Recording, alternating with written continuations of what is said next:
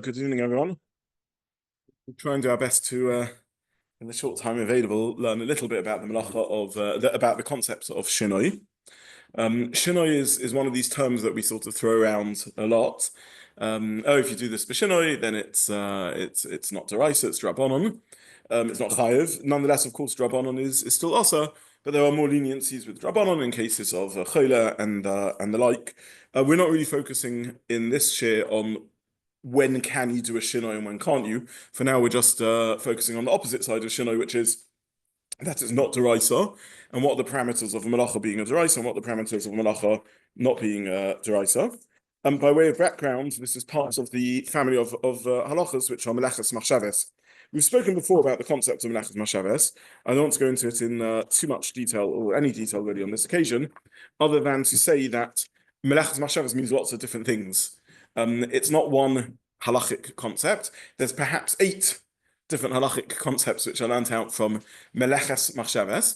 The only common denominator is that when the Torah describes the melachos done in the Mishkan, which we then extrapolate to Hilchos Shabbos, the Torah describes these melachos as being done in Machshavas. They have to be done with a certain degree of thought and planning and intentionality and concentration and skill. These are all terms that float around Melachas Machshavas, and these are shaykh, therefore connected to the concept of to various other halachas.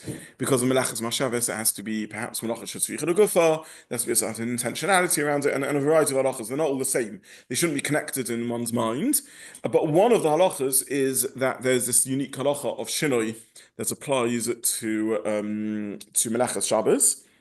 With Melachas Machshavas, not Shabbos, if you do it in an unusual, we'll have to define these terms, or a clumsy or awkward manner, then that means it's not Melachas Machshavas, it's not a focused or directed or craftsman's-like way of doing the melacha, and therefore it's pata avalasa, one's not chayev min haTorah in the melacha. That's the concept.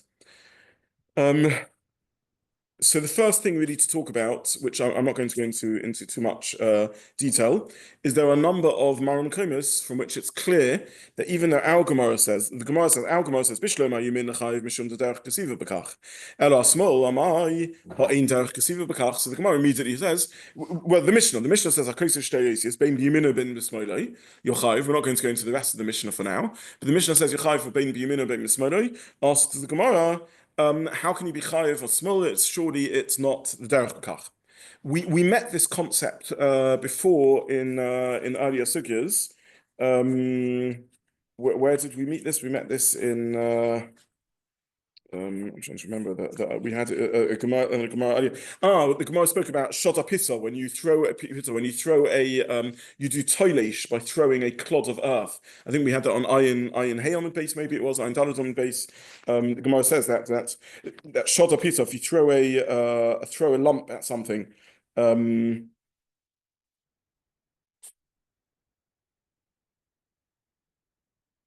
Right, fine. Somewhere in the iron dollars on the base, perhaps when we learned that sukkah, we already saw the Rashi says it's not the derech.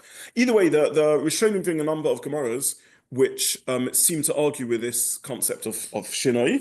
The Tosefta says Hatolesh bein b'yimino bein b'smoilei ha'izeh chayev. So with respect to the melacha of Talisha, of plucking, there doesn't seem to be the concept of Shinoi. Hotzah, the Rishonim bring that with Melachas Hotzah, the Run brings with Melachas Hotzah, that it seems that you're chayev bein b'yiminoi amotzi bein b'yiminim bein b'smoilei chayev. The Rishonim bring the Mishnah by Hotzah.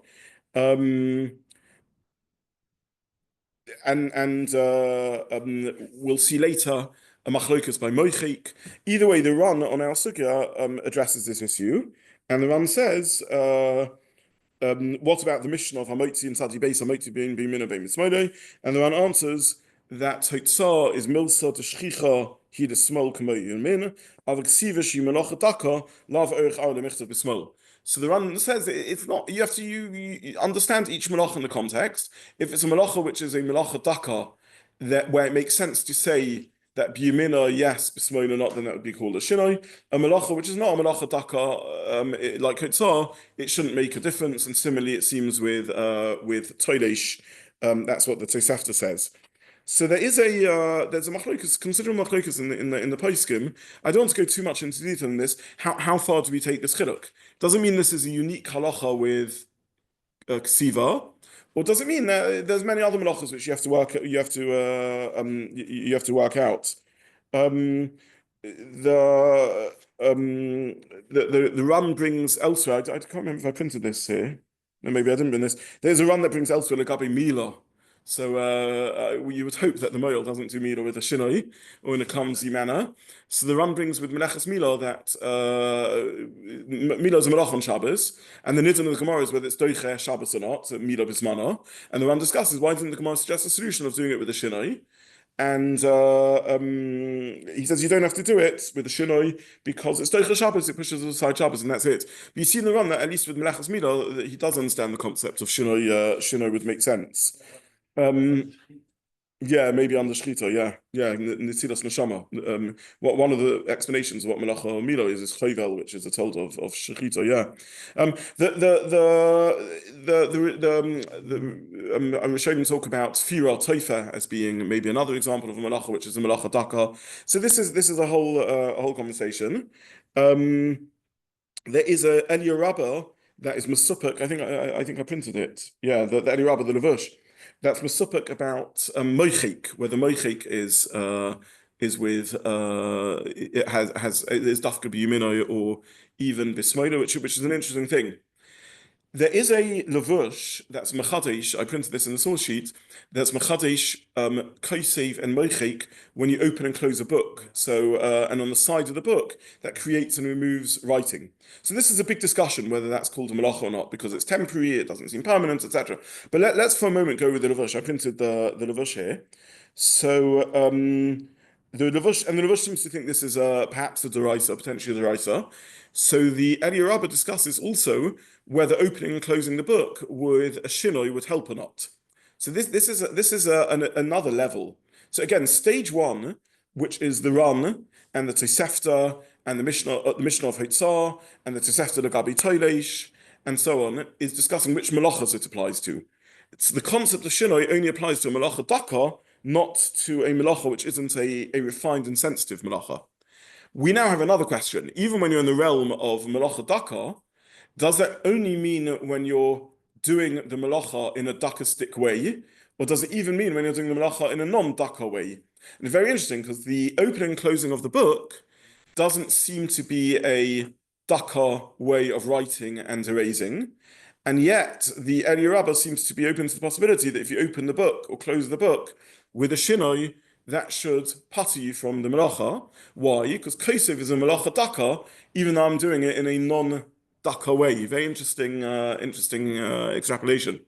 I will tell you that halacha l'maisa, this is one of the most important klakiras floating around, because nowadays a lot of our kosev is done in an analogous manner to opening and closing a book, like this. So is it a shinoi to type like this? So it is a slightly clumsy way of typing. On the other hand, in the result, it doesn't really make a difference. It's less awkward, certainly, than doing with the left hand. Typing is done with both hands, by the way, and the Gemara Rishonim seems to say something which is a melacha, which is done with two-handed melacha. Perhaps left hand wouldn't be a shinoi. So is the left hand a shinoi when it comes to typing? I mean, we type with our left hand. So the chora, it wouldn't be a shinoi. If you type a computer with your left hand, would that be a shinoi? This is very relevant, of course, for doctors and security needs and so on. People for whom a shinoi is mutter. Or even a regular person has to phone a hospital to go into hospital or something like that. Is there any milo in doing it with your left hand? So we would say there's no advantage in doing it with your left hand because left hand is a perfectly normal way to type. On the other hand, arguably from the Elia Rabba, we see that once a melacha is defined as a melacha daka, then even if it's normal to do the melacha in that manner, nonetheless, since it's a melacha daka, then yeah. So that's one issue. The second issue to talk about would be, so just to summarize, we saw a run that says that left and right only applies to melacha daka. We saw somewhat of a discussion about which melachos we extrapolate to. I didn't print all the sources. There's a Chayadam and other sources that don't that think it means only Kotev and not any melachos. But we saw various sources as it's extended. That's Chakura number one. Chakura number two is even with the melacha daka, does it depend on each scenario or each way of doing this? I've long had the following question. Let me introduce this question. With other melachas which are not melacha daka, it doesn't mean that the concept of shinui wouldn't apply to them. It simply means that left and right wouldn't be a shinui. But if you do it in a completely bizarre way, then that would be a shinui. So, for example, with Tolesh, the place can talk about.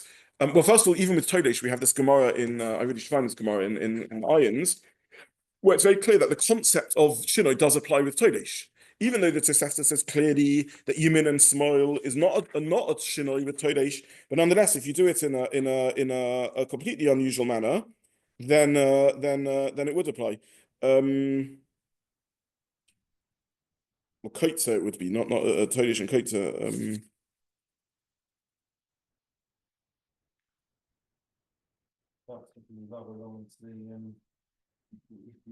Here, this is Ein Gimel. Give me 1 second. Ein Gimel on the base. Hakotza. So the Gemara says, Omrav Papa, Haman the shot a piece of a dikla. Someone threw a clod of earth at a dekel.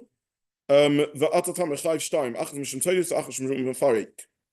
Ravashi Oma in derech Talisha Bekach, in derech Krika Bekach. This isn't a way of being Porik, this isn't a way of being Tolish. It's Ein Gimel on base. Says Rashi, Tolesh told her the Kotza, Mefarik told her the Dosh, okay. Ein derech Talisha Prika Bekach, Aludei Zurika, Ela Obiyato Bekli. The way you harvest is with your hands or with a kli, not by throwing a clod of earth at it. The Tolesh Kelach Ayatu and potter. It's Tolesh Kelach Ayad and it's potter. So you see that even melachas tolesh, where it's not a shinoi to do it with the right and the left hand, because it's not a melacha daka, you pick with both your hands. Nonetheless, there would be a shinoi if you do it in a completely unusual manner like shot pisa by throwing a clod of earth. So that the place can discuss eating off a tree if you like a bobbing apple. If you go to an apple hanging on a tree and you bite straight off it, would that be a shinoi or not? Because again, it's not a halacha that Kotza doesn't have a shinoi. All the Ran means to say is that Yamin and Small wouldn't be a shinoi, but if you find a shinoi, there would be a shinoi. So I've long had a question combining the Elia Rabbah, who says that opening and closing a book would be called a shinoi because that's a shinoi with kosev, to the following question: is lighting a fire with your foot a shinoi? Lighting a fire is not a melacha daka, so you'll be chayiv whether you light with the right hand or your left hand. But if you do it with your foot, would that be a shinoi? Now, it doesn't make any difference in the result. The fire is still lit, just like the peiros are still knocked off the tree. Nonetheless, since I did it in an unusual manner, that's enough to make it a shinoi. What's the lomdus of this, by the way? Why is it if the melacha comes out with a perfect result, who cares how I did it? The answer is melacha is machshavas. Melacha is my engagement. Melacha is not just causing a result. There are some things which are results-based Isurim. If I kill someone and I argue I held the gun with a shinoi, it's irrelevant. Because the tzitza is what matters over here. It's causing a result is the nature of the Issa. Melacha is my hisaskus, my involvement. It's not causing a result. I can cause things to happen on Shabbos. If I set a time switch before Shabbos, lights can go on and off. No one cares. But my involvement, my asek, that's melachas mashavas. My involvement is what makes melacha. Shinoi is an unusual involvement. That's the concept of shinoi. And therefore it doesn't make a difference what the result is, even though the result is indistinguishable. The fruit gets picked. Nonetheless, I'm part of it. So the fire is lit, but nonetheless, my engagement, my involvement is the concept of shinoi. What happens if I light a fire with my foot? I could hear that would be called a shinoi. So now I have a question. Every time I drive a car, where the melacha is the combustion engine is causing the fuel to get burned, I'm doing it with my feet. Not talking about turning on the ignition, but the rest of the driving. Would that be a shinoi? Now, it's a perfectly normal way of doing things. In driving, it's a perfectly normal way of doing things. Nonetheless, the Eli Rabbah, now, without the Eli Rabbah, I'd say the whole question is nonsense. The concept of shinoi means doing something in an unusual way. It's not halacha Moshe Messinai. There's no halacha Messinai how each melacha ought to be done. It's whatever's deemed normal. You see this, by the way, from the Gemara that talks about the Gemara in that talks about Anshe Hutzah, the people that walk around with baskets on their heads. Where's this Gemara in? No, Tosfos brings it in. Sadi, Daf Tadi, what is it? So the Gemara there says that someone who comes from this area where they're used to carrying things on their head, that's not called a melacha. Tosfos says with Melacha, he asks a stira, is carrying something in your mouth called a shinoi or not called a shinoi? He says if it's a food, it's not called a shinoi because people walk in the streets with food chewing gum. So if you move from a Reshus HaYachid to a Reshus HaRabim with food in your mouth, you're chayiv. If you move from a Reshus HaYachid to a Reshus HaRabim with a button in your mouth, you're potter. Because it's unusual to carry buttons in your mouth. It's usual to carry food in your mouth. So says Tosfos. So when I saw that Gemara in Sadi Base that says that a regular person who carries food on their head something in a basket on their head is potter because that's a shinoi, but someone who's skilled at it, that's not called a shinoi because it's a normal thing to do. It's within the realm of normal. It's like a left-handed person is normal for them to write. So I understood that a shinoi is dependent on what's normal, the normal way of doing it. Food, it's normal to carry in your mouth. Buttons, it's abnormal to carry in your mouth, and that would be the dependent on shinoi. So had someone asked me, till I saw the Eli Rabbah, the question about driving, I just said, don't be silly. Lighting a fire is abnormal with your feet. We now have ways through which you combust fuel using your feet. So that's a normal way to do it. But the Eli Rabbah seems to say that even if I found a way of doing it a normal way, like opening and closing the book, it makes no difference from the point of view of the book, the result, whether it's done with my left hand or the right hand. In terms of clumsiness, there also doesn't seem to be a difference between whether I open a book with my right hand. If my Gemara is on my left, I'm right-handed. I'm very right-handed. My left is not very skilled at all. Nonetheless, if the Gemara is on my left, I'll open it with my left hand. So nonetheless, the Eli Rabbah seems to say that with Kotev, since Kotev is a skilled Melacha, and since it's abnormal to do it with your left hand, the fact that I've found a way of doing it with my left hand is... So I'm asking now, would we even extend the Eli Rabbah to a non-skilled melacha? Or do we say there's a difference between skilled melachas and non-skilled melachas? Even, again, a skilled melacha has yamin and smol. A non-skilled melacha also has shinoi. It doesn't have the shinoi of yamin and smol, but it does have the shinoi of plucking with your mouth or with throwing a clod of earth or plucking with your hand.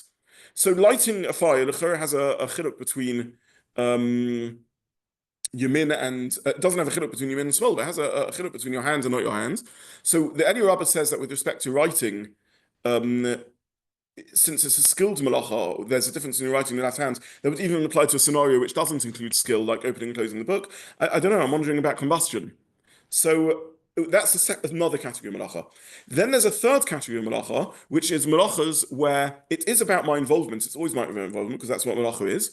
But nonetheless, the chashivas of the melacha is completely in the result, is in what happened itself. Bishul. How do I do bishul? I put a pot on the flame, and it then gets cooked completely by itself. So with bishul, it could be there'd be no shinoi concept of shinoi at all, even though it is my involvement in the melacha that makes me chayev, but it's my involvement in setting up a circumstance which then allows a result to occur by itself. So it could be with bishul, there wouldn't be a concept of shinoi at all. Okay, so just to summarize, there's melacha daka where there's a chiluk between yamin and smol. There's other melachas where it's only more extreme chilukim that make a difference, like clods of earth and biting apples of trees. And finally, there's perhaps melachas where the whole concept of shinoi doesn't necessarily make sense, even though melacha is my involvement, but the melacha is setting up something to then happen by itself, where there wouldn't be a chiluk at all. That's one conversation. Then the second conversation, which the Eli Rabbah opens our eyes to, which is maybe there's a chiluk between once you have a melacha which has a shinoi, even if I find a regular way of doing it where it really makes no difference, nonetheless that's still called a shinoi. Or maybe the Eli Rabbah only means with opening and closing a book because it's still unusual. I don't really know what to make of it. I share my confusion with you, gentlemen, and I wish you. I hope we managed to find answers to these questions. Yes. That's a sort of side question. Feel free to move on if it's not. Yeah.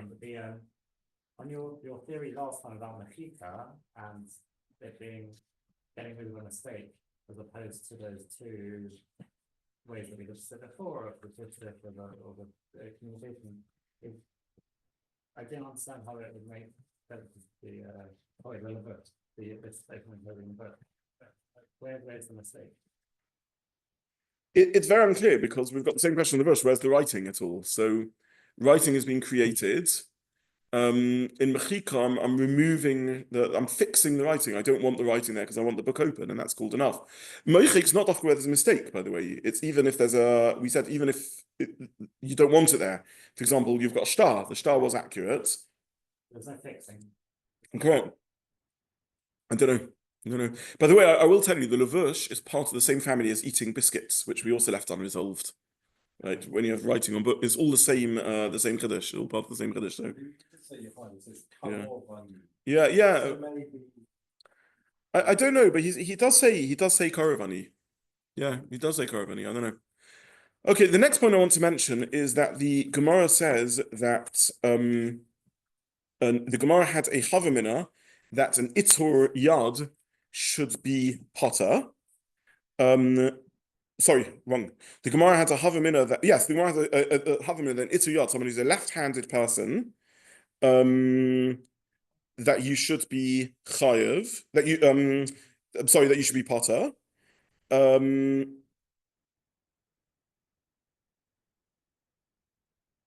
Sorry, who says by itur yad that you would say batla datoi? Whose language is that?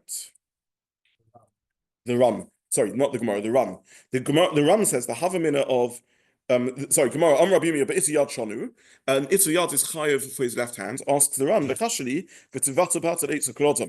should be bottled as ki ahida anshei hutzel, like that Gemara that I mentioned of anshei hutzel who carry things in their baskets, and he answers to its mori the anshei hutzel. It's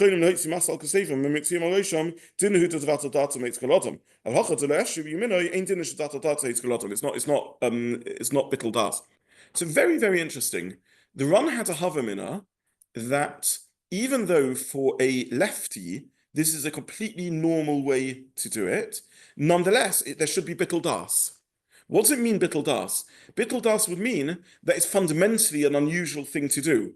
So Shinui, according to the Ran, doesn't just mean when I'm doing it in a clumsy way for me, subjectively, but it means when objectively it's an unusual way to do this Maisa. Even though, for me, it's a perfectly smooth way of doing it. Now, what's the Ran's... And the Ran brings a dogma of this from Anshe Hutzel, where the Gemara says that just because you're in the place, it shouldn't be enough. And the Gemara answers, we're talking about a skilled person, and the Gemara says, Batadate, etc. So you see that there's a concept like Shinui of a fundamentally normal way of doing things, even if for me, subjectively, this is the way to do it, and I'm very skilled in doing it. Now, why is a left-handed person not deemed Shinui, according to the Ran? Because he has no choice, the Ran says. Because it's like Eshrab Yimino, he can't do it with his Yimin. What does that mean he can't do it with Yimin? Why does that make a difference? The Ran seems to be saying, therefore, this somehow becomes a fundamentally normal way of doing it. You can't say Batadatu. I don't know what percentage of the population are left-handed. Let's say 10%. So it's interesting. Is that what Google says? It's like 12%. Okay, good. 10 to 12. Okay, so that's my experience from tefillin shilas and the like. So 10% of people are left-handed, and nonetheless we would say batla data. And the Ran's answer is because it's lo efshar b'yiminoi. So first of all, if that's the answer, how does it work by someone who's sholiat shtei yadav? What would be with a sholiat shtei yadav? Well, that would be the same answer that he gave about Anshe Hutzel. They said because they could have done it on their shoulders as well, they had an alternative. So just an ambidextrous person has an alternative, and therefore he's going to be chayav, and he's going to be. But he says he's chayav by sholiat shtei yadav. You're chayav with both, even though you're able to do it. Why are you chayiv by sholiat b'shtei yadav? He can use his yamin. So the way I thought that was because both of his hands are viewed like yamin. They're both yamin. But you see, not like you could have given a different answer to the Ran. You could have said with the Ran, what do you mean that a lefty is batla dati? His left hand is that's his right hand. That's his yamin.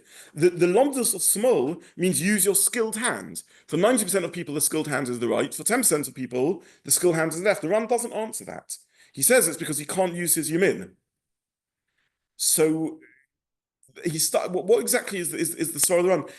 And if he means mathematically because he's stuck and therefore that somehow stops bottled data. The Londons of bottled data is you're doing something crazy, you're doing something unusual. So the Ran's answer is you're stuck and therefore that's not called unusual. But a sholiat b'shtei yadav, he's got both options. So why don't we say bottled data? Unless because there's lefties who are stuck, therefore neither of them is unusual. In other words, once you see a righty is chayiv with his right hand because we don't say bottled data, and you see a lefty is chayiv with his left hand because you don't say bottled data, Therefore, both hands are now usual. I'm not sure entirely what to make of the run. Either way, the post can talk about a case of someone who's learnt to type or write expertly with their face, their head. Someone who's sadly and tragically a paraplegic of sorts or something like that, and they write in a very, very skilled manner. And that's their normal way of writing. Nonetheless, the consensus of poskim is that's called a shinui. Why is that called a shinui? Because fundamentally, this is an unusual way of writing. You see in the run that shinui is determined subjectively by what I'm able to do well, what I do normally, but there's also some objective standards of shinui. There's something that's completely crazy, even if I do it completely smoothly, and this is my way of doing it, there would be a botla data relevant to that. So the run's answer, it's difficult to know exactly what the run's answer is, but its answer is somewhere in the territory of this is normal, that you can't say botla data. This is called normal, this is normal enough that this is called normal. But the post can assume based on this that if you have something which is by any objective measure a weird way of doing things, even though for the person in the individual concerned this is the only way they could do it, there we would say botla data. We wouldn't say the svar of the run. Interesting ism. As long as you have the ability to do it in a normal way, then as long as you have that ability, then you can't use. No, I'm giving an example even where you don't have the ability to do it. This paraplegic who doesn't have the ability to do it. That would be like the itar. No, the post can say not. They say that's what I'm saying. They say the svar of the run is that there's no botla data here. This is normal enough that there's no botla data. But if it's literally crazy, there would be a botla data. In other words, shinoi means. Again, there's a number of ways we could learn Shinui. You could learn Shinui means the result is clumsy. It's not a great result. That's not what we say with respect to Hilchos Shabbos. With respect to other halachas, maybe the result based. With respect to Shabbos, it depends on my engagement. Okay, then you might say Shinui means if I'm clumsy in doing it, it's not a normal way to do it. You could say Shinui means if it's it's not a normal way for me to do it. It's a clumsy way of doing things. For most right-handed people, using their left hand is just not very feasible or very practical to use. Even with great effort, you'll struggle to write with your left hand. You can lift things up with your left hand, you can't write with your left hand. So that's subjectively, in terms of my engagement, an unusual way to do it. From the run we see, really built on the Gemara of Anshe Hutzel, that there's a third criteria, which is even if for me subjectively it's a normal way to do it, if fundamentally it's a weird way of doing things, and to the degree that even if 10% of people do it, that's deemed weird, very, very interesting, I would have said botla data, said this is fundamentally a strange way of doing things. Kamash Manom, we don't say it because they have no choice. But that's because there's a group of people that have no choice. But if something would remain weird, even with an individual who has no choice of doing it with it, that would be called a shinui. But I know, very, very interesting. It's interesting that case of Anshe Hutzel is about a collective. As in, we could have had the Gemara said, oh, there was some guy who carried. Yeah. Well, we know there's parts of the world where whole populations do it. Also very unclear what size population, how much would that be? Yeah. I think we covered this a little bit in that we spoke about the case Hamsai after Sawar. There's a machlokes between Rabbi Eliezer and the Hacham. Yeah. Rabbi Zobin said that there's another case where Rabbi Eliezer in the case of nails, where there were people who learned how to bite their nails and cut their nails with their hands, and they were higher for gozes. And therefore he followed an opinion. For them, it was normal when they were high for gazes when they bit and they removed their hand on the nail. So the question is, what is that machlokes of Masechet was around whether that's viewed as a shinui or not a shinui. And that was the machlokes compared to the other. But when something's so rare, I think you said in one of them before, when something's so I don't have to see the Maramakamis and who this refers. I'm not holding this. I don't know. I hear what you're saying. I don't know. The Mishnah shows the machlokes between them. Yeah, but the question is what the pshat in the machlokes is. I have to read on the Mishnah. I'm not sure. Either way, just everyone's welcome to look at this Gemara. What daf are you referring to, Adam? Oh, there was the Mishnah in Kuf Daled. Okay, Kuf Daled mate. Okay, so for homework over Shavuos, have a look at the Gemara Masechet. I just want to sign the Gemara at the bottom of Tzadi Beis Amud Aleph, where the Gemara says that someone who carries a masoi al roshai is chayav. Asks the Gemara, but that's a shinoi. Answers the Gemara Anshe Hutzel. Asks the Gemara, but Anshe Hutzel are a minority. Interesting, a whole region, and nonetheless a minority. Answers the Gemara is talking about someone from Hutzel. Asks the Gemara, but still botla data. Answers the Gemara, Enochanami, if you take it out on your head, you would be potter. Very interesting, botla datu. Okay, so what we see from the run and from the Gemara of Anshe Hutzul is that there is a botla datu with Shinui.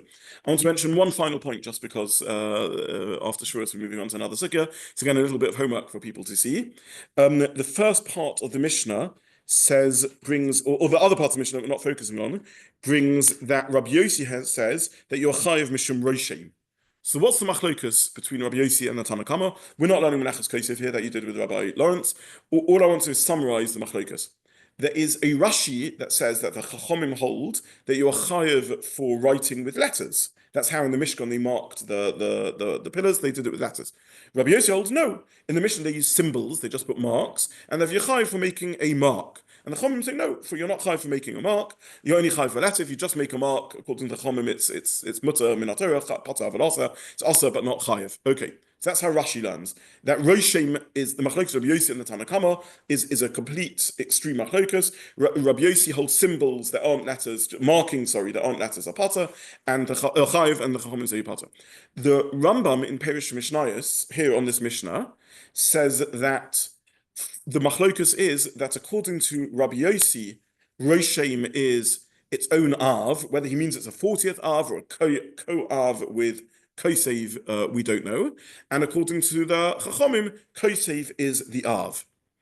Now, what would be if you do a symbol according to the Chachomim against Rabbi Yossi? The Chachomim will argue on Rabbi Yossi. So the Maggid Mishnah learns Chayav, because the Chachomim would agree it's a tolda of Kosev. The whole machlokus, Rabbi Yossi and the Chachomim is it an Av or is it a tolda? But even the Chachomim would agree that making a mark that's not a letter is chayiv according to the Rambam, just as a tolda, not as an Av. The Biur Halacha argues, and he says no. The Rambam holds that according to Rabbi Yossi, according to Chachomim, Roshem is potter like Rashi. The machlokus between the Rashi and the Rambam that we have explicitly is according to Rashi, Roshem is the Av, according to Rabbi Yossi, and according to Chachamim, Kosev is the Av. According to the Rambam, Rabbi Yossi is adding an Av. He's saying Roshem is also an Av. But what would be Roshem? Would Roshem be a Tolda? According to Rashi, no, Roshem is part at all. According to the Rambam, would Roshem be a Tolda and Chayiv? The Maggid Mishnah learns yes, the Mishnah Berurah learns no. Asks the Mishnah Berurah, are you with me? Again, Rashi learns that according to Rabbi Yossi, Roshem is Chayiv, according to the Chachamim, Roshem is Pata. The Rambam learns that according to Rabbi Yossi, Roshem is an Av. That's what Rabbi Yossi means, it's a co-Av. But he doesn't quite finish off.